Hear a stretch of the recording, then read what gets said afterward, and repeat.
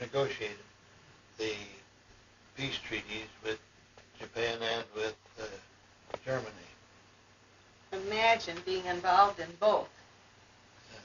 And that is one of the reasons why I was put on the National Security Council operations by the President, because of that. These were the official peace treaties some 5 or 6 years after the wars were over. They were not the brief surrender documents, but they were the long documents which provided for the actual operation of the two governments at that time. Do you remember which one came first? The treaty with Japan came first, and in that I was selected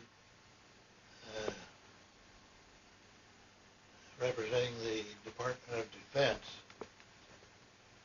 because the head of the commission,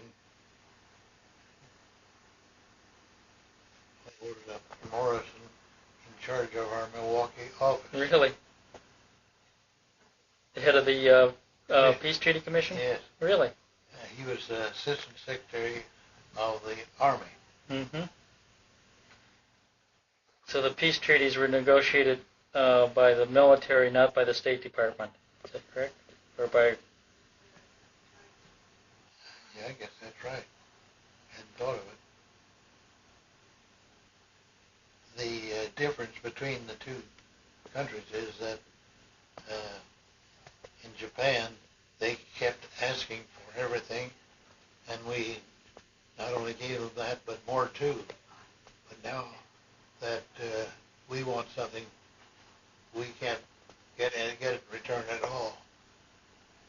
As a matter of fact, that experience has caused me to come to the conclusion that Japan today is a dangerous person in our country, and we have to be careful because they started the World War II to get an economic advantage in the Far East, which they did not get, but after losing World War II, they have created for themselves that which they were not able to get as a result of the war, which is complete, almost complete mastery of the Far Eastern economy.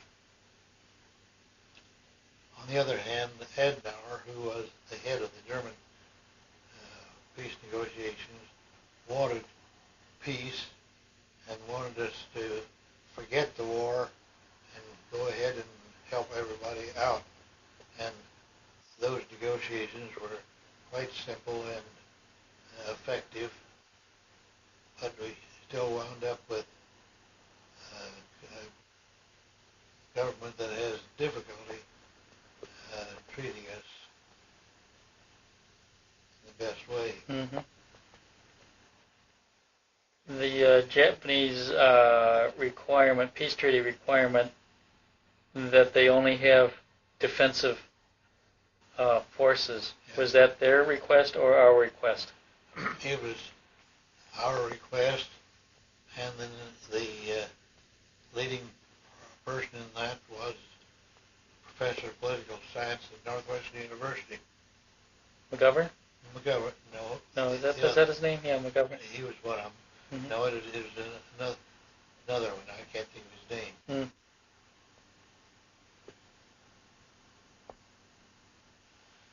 It was very interesting how, even from the beginning, with our encouragement, they developed a militia and other military setups.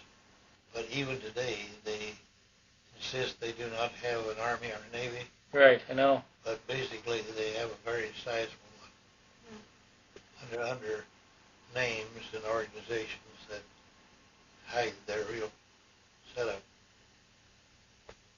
Did the Japanese treaty come first because we were engaged in the Korean War and we wanted to get something more solidly in place, or?